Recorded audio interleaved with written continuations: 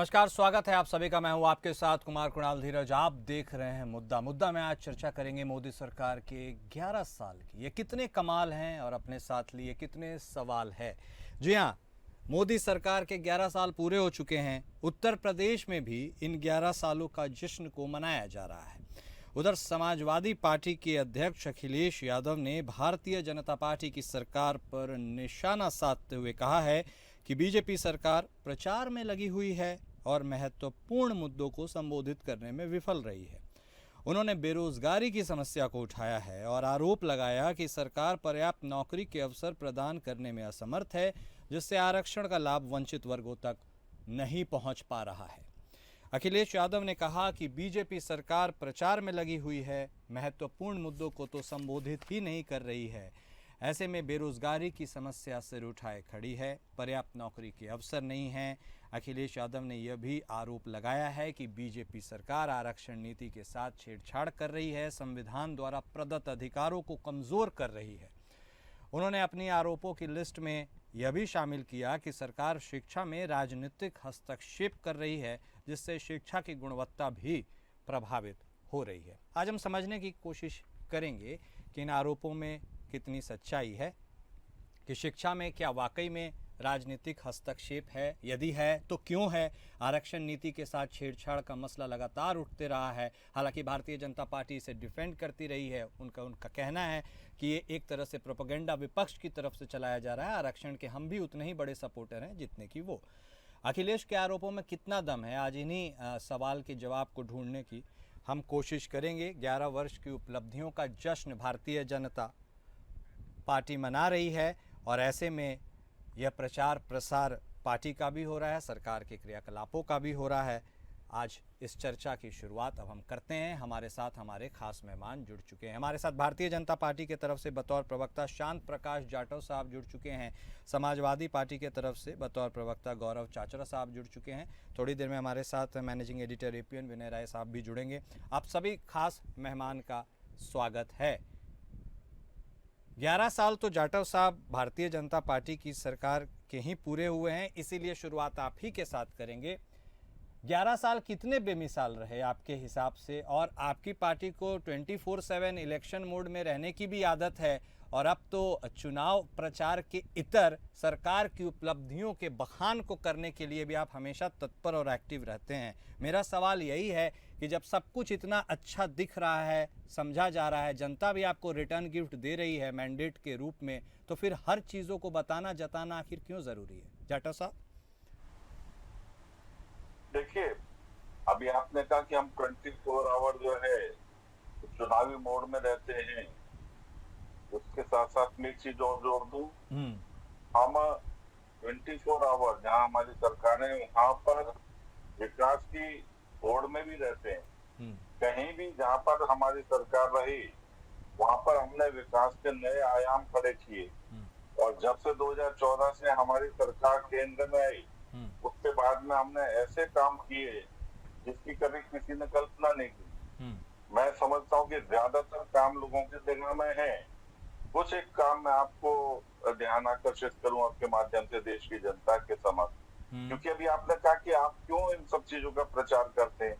क्योंकि 2000 अभी जो है ना, पिछले साल जो लोकसभा का जो चुनाव हुआ उसमें विपक्ष ने एक झूठा नैरेटिव बोल करके लोगों को गुमराह करने का जो प्रयास किया और कुछ सीटों में बढ़ोतरी करी।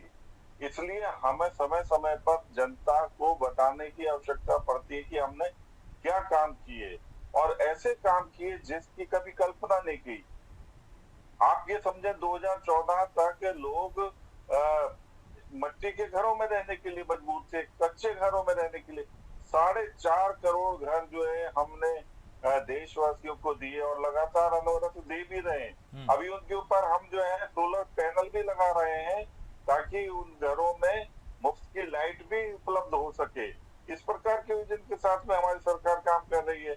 2014 से पहले आपको अच्छी तरह ध्यान है कि सड़कों के किनारे बहू बेटियां बच्चियां जो है शौच के लिए जाने के लिए शाम के समय में मजबूर होती थी, क्योंकि घरों में शौचालय नहीं थे। कांग्रेस ने कभी इस प्रकार की सोच नहीं रखी।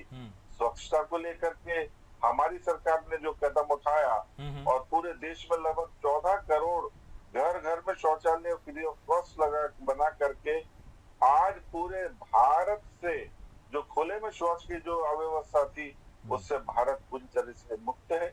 और वाकई साफ सफाई का जो है आप चारों तरफ आलम देखते हैं। इसी तरीके से अपने बगल के मकान के खाली मकान है, प्लॉट है, उसमें कूड़ा फेंकने की परंपरा बनी हुई थी। आज हमारी गाड़ियां कूड़ा उठाने की एक संगीत के साथ आती हैं और लोग अपना कूड़ा उसमें डालते हैं। हाँ। इस तरीके से हमने स्वच्छता का पूरे भारत में बड़ा काम किया। ठीक है। नोटबंदी हमने करके हाँ। देश में से काले धन की भी सफाई करी।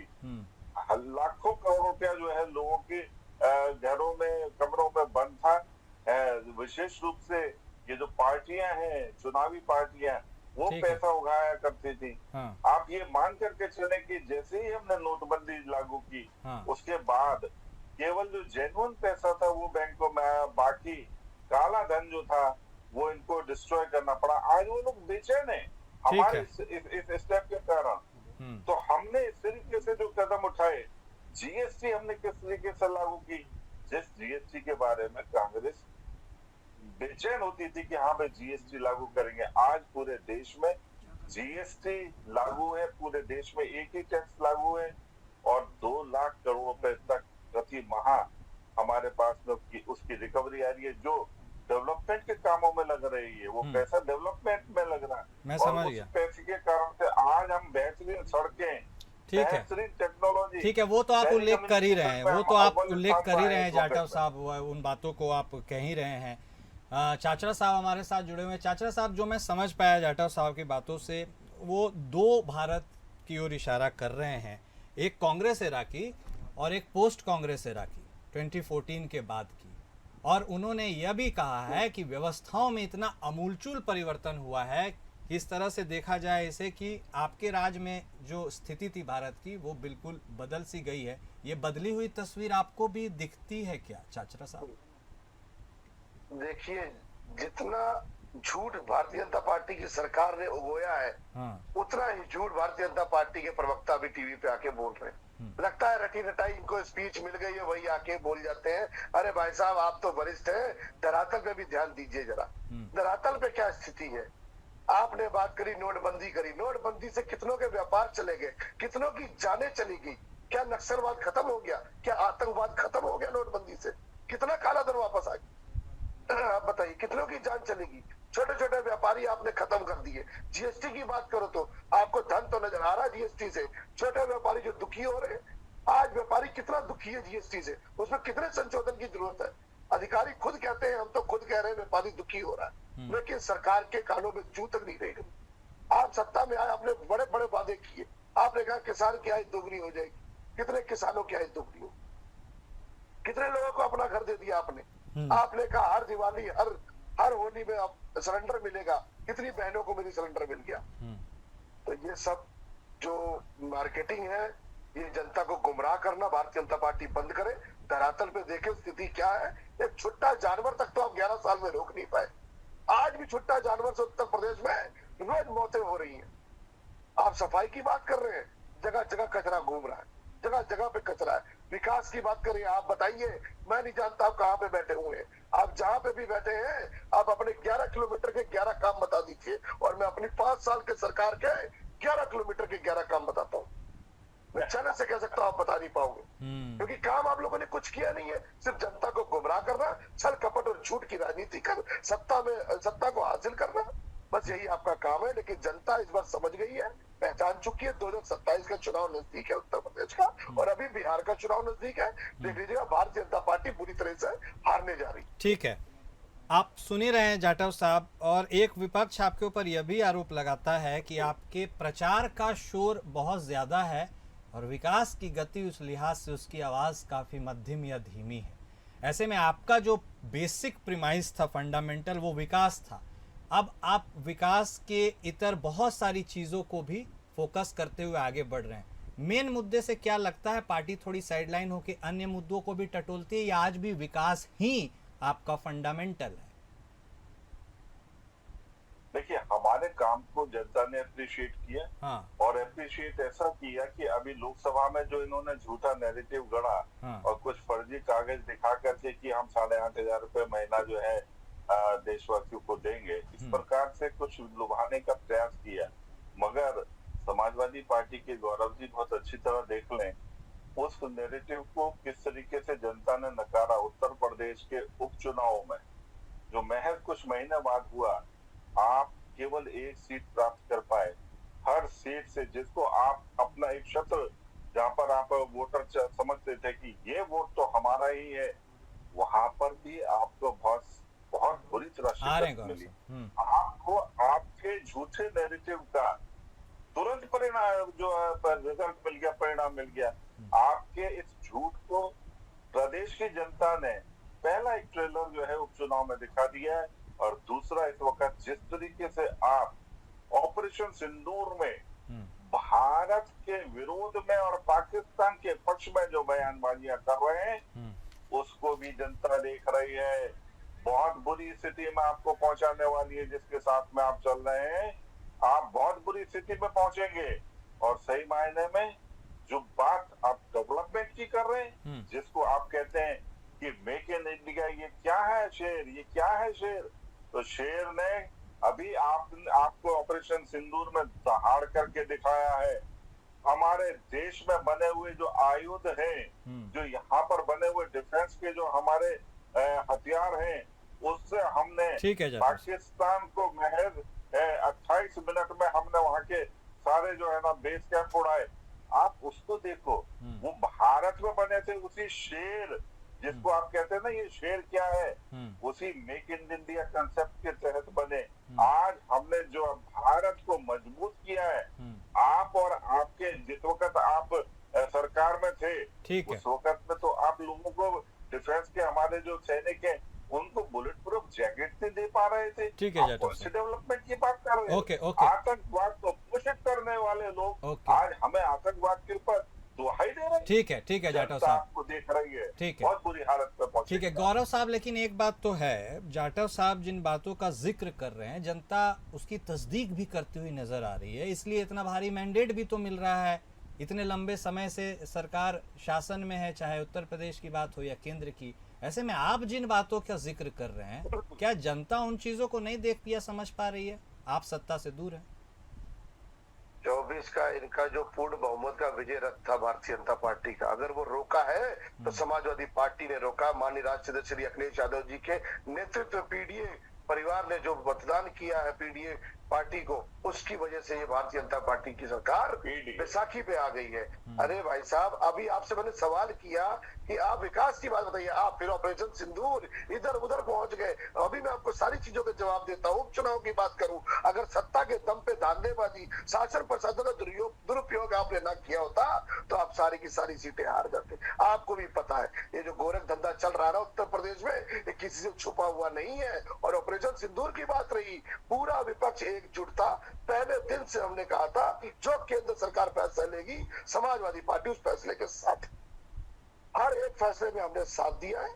जनता को गुमराह करने की कोशिश ना करें। और जब हमारे अपना नेताजी माननीय मुलायम सिंह यादव जी जब रक्षा मंत्री थे, उन्होंने उस समय जो शहीद हुआ करते थे वीर जवान, उनका पार्थिव शरीर घर नहीं आया करता था। तो ये रूल उन्होंने ही बनाया था कि अब से कोई भी वीर जवान शहीद होगा तो उसका पार्थिव शरीर उसके घर वालों को सौंपा जाएगा।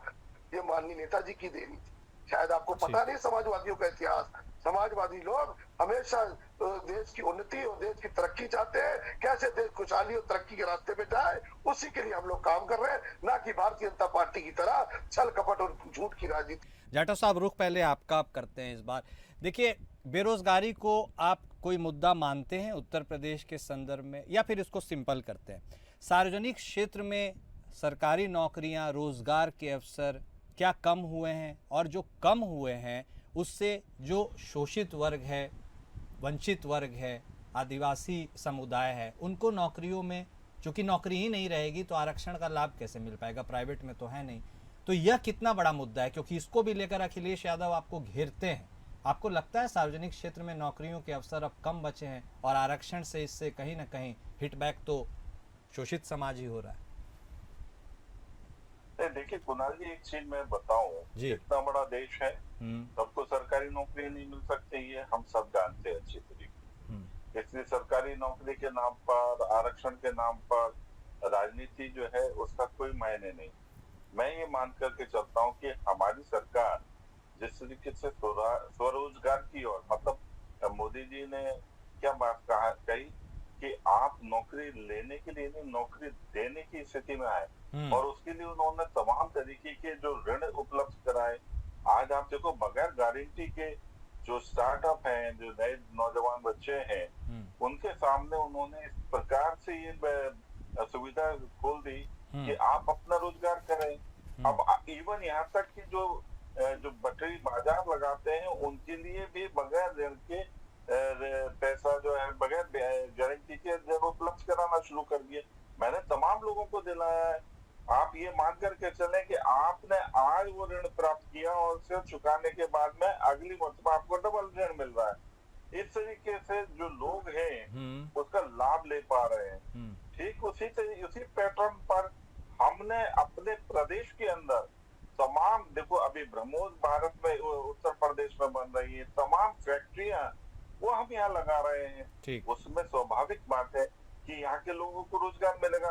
और पूरे देश में जिस तरीके से रोड इंफ्रास्ट्रक्चर है, ब्रिजेस का इंफ्रास्ट्रक्चर है, उसके लिए सप्लायर को आना, वहाँ पर वर्कर्स का, श्रमिकों का वहाँ पर डिप्यूट होना, वहाँ पर इंजीनियर्स का डिप्यूट होना, ये सब चीजें चल रही है। बिल्डिंगें बन रही हैं, जन्नत आकर के तो बना नहीं रहे।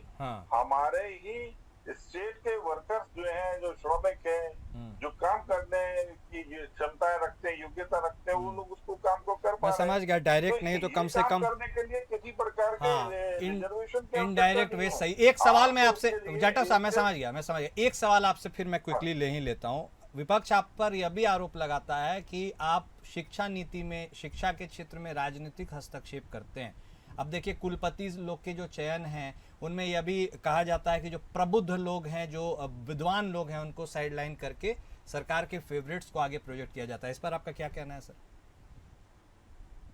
मैं ये मान करके चलता हूँ कि जो गुणी हैं, जिनमें गुणवत्ता है, जो बेहतर काम क्या नाम है, उनके परिणाम अच्छे, उनको लोगों को उसका मौका मिलता है। अब इसमें आरोप लगा देना कि मेरे चॉइस का भी नहीं हुआ इसलिए सरकार गलत कर रही है, ये तो चलता रहेगा। ये तो आप अपनी तरफ से करते रहेंगे, मगर हमारी तरफ से हर उस व्यक्ति को जो है मौका दिया जाता है जो उसकी योग्यता रखता है। ठीक है गौरव साहब, सुना ही आपने, जो योग्यता रखता है उसको मौका मिलता है, और उसके अलावा इधर सबको सरकारी नौकरी नहीं दी जा सकती है, तो इनडायरेक्ट वेज का भी जिक्र है। क्या परेशानी है इससे? हाँ बोलिए। बीजेपी वालों के तरफ से है कि भाई जो कोई भी बंदा योग्यता रखता ही नहीं है, जो नौकरी नहीं दे पा रहे। अरे आप जो कह रहे हो, आप सब किसी को नौकरी नहीं दे सकते हो, रिक्त पद जो खाली पड़े उनको तो भरोगे या उनको नहीं भरोगे? इन 11 सालों में सिल्वर जुबली लगा दी आप लोगों ने। पेपर लीक की, कौन सा पेपर लीक नहीं हुआ आपके राज्य में? हर एक पेपर लीक हुआ है। आपकी मंशा ही नहीं है नौकरी देने का, सिर्फ पकौड़े तलने वाली बात करते हो। और आप रोजगार की बात क्या करते हो? आपने कहा बेरोजगारी नंबर 1 पे उत्तर प्रदेश में, महिला अपराध नंबर 1 पे उत्तर प्रदेश में। क्या किया आपने? सिर्फ जुमलेबाजी से सरकार चलने वाली नहीं है। इन 11 सालों में देख लीजिए क्या हुआ। शिक्षा का बुरा हाल है। कोई ऐसा विभाग नहीं जिसने धरना ना दिया हो आपकी सरकार के खिलाफ में। आप बताइए कौन सा विभाग ऐसा है? कहाँ करप्शन नहीं बढ़ी है? आप आज चले जाइए किसी भी सरकारी अस्पताल में, ना डॉक्टर है, ना सफाई है, ना स्ट्रेचर है, बस भाजपा ही ढिंडोरा पीट रहे हैं 11 साल के अपना। इससे सरकार नहीं चलेगी। जनता के हित के लिए काम कर लीजिए, जनता को गुमराह करना बंद करिए। अभी जो भी साल बचे हैं उसमें जनता की सेवा करिए। जनता ने आपको चुन के भेजा है, उस पर आप खड़े उतरिए। लेकिन गौरव साहब, आप कह रहे हैं सरकार नहीं चलेगी। एक मिनट जाटव साहब, गौरव साहब आप कह रहे हैं सरकार नहीं चलेगी। चलना छोड़िए, सरकार तो सर दौड़ रही है। 2017 से लगातार दूसरा टर्म और इस बार तीसरा टर्म के लिए भी खूब हुंकार भर रही है बीजेपी। कैसे रोक पाइएगा यह विजय रथ? अरे प्रधानमंत्री जी के खुद ही वोट शेयर कम हो गया, देखा नहीं देखा आपने? तो समय बदल रहा है, जनता समझ रही है। 2027 के चुनाव में देख लीजिएगा, पीडीए की रणनीति, समाजवादी पार्टी की पूर्ण बहुमत की सरकार उत्तर प्रदेश में। ठीक है जाटव साहब, आप बोलिए, इस चैलेंज से डर लग रहा है, मजा आ रहा है, क्या सोच रहे हैं? देखो, घर में घुस करके आतंकवादियों को मार के आए, हाँ। घर में घुस करके जो है हमने वहाँ के बेस कैंप उड़ाए, जिसकी वो धमकी देता था पाकिस्तान, उसके वो जो परमाणु जो स्थान है, हम उसको वहाँ पर जो है वो नौकरी करके आए हैं। आज आपको मैं बताऊं कि देश की जनता, प्रदेश की जनता, ये 56 इंच का सीना उसके साथ चल रही है। आप नौकरी बातें करते रहो। आज हम जो ट्रंप के कहने पे सरेंडर हो गए, मगर गद्दार 56 इंच का सीना ट्रंप के फोन से सरेंडर हो गया। देने वाली गौरव जी, गद्दार जो है इस देश के अंदर, टूरिस्ट की जगह टेररिस्ट कैसे आया? सवाल बरकरार रहेगा, जो है ना, सवाल बरकरार है, टूरिस्ट की जगह पे टेररिस्ट कैसे आया? आप लोग जिस तरीके से टेररिज्म को आप सवाल हमेशा बरकरार रहेगा, टूरिस्ट की जगह पे टेररिस्ट कैसे आया? उजागर हो चुका है। पाकिस्तान पर थूक करके आप भारत में वोट मांग रहे हैं, पाकिस्तान में जाके मांगो ना। यहाँ कौन पाकिस्तान में जनता को गुमराह करना बंद करिए? आपको पता ही नहीं है कुछ, जनता को सिर्फ गुमराह करना, धरातल पे नहीं आओगे, मुद्दे पे नहीं आओगे। महिला अपराध, बेरोजगारी, महंगाई, रोजगार, नौकरी और गद्दार को देश में जगह नहीं है। बेरोजगारी, महिला अपराध, महंगाई, पाकिस्तान में जाके नौकरी ढूंढो। महंगाई की बात, आप गद्दार हैं और आपने देश के साथ गद्दारी की है, आपने सेना के साथ गद्दारी की है। ठीक है, आप इंडिया एयरलाइंस के गद्दार हैं। आपको देश की जनता जो है ठीक है, ठीक है सर, ठीक है। वक्त इतने की ही इजाजत देता है। बहुत शुक्रिया आप दोनों खास मेहमान का इस चर्चा में शामिल होने के लिए। तो विपक्ष सवाल पूछ रहा है, सत्ता पक्ष आरोप प्रत्यारोप और विपक्ष इस पूरे खेल में खेलते हुए नजर आ रहे हैं। 2027 का चुनाव विधानसभा उत्तर प्रदेश का काफी निकट है। दोनों टीमें पूरी तैयारी के साथ उतरने की कोशिश कर रही है। देखना होगा कि जीत का सेहरा किसके सर पर बनता है। मुद्दा में आज बस इतना ही। नमस्कार।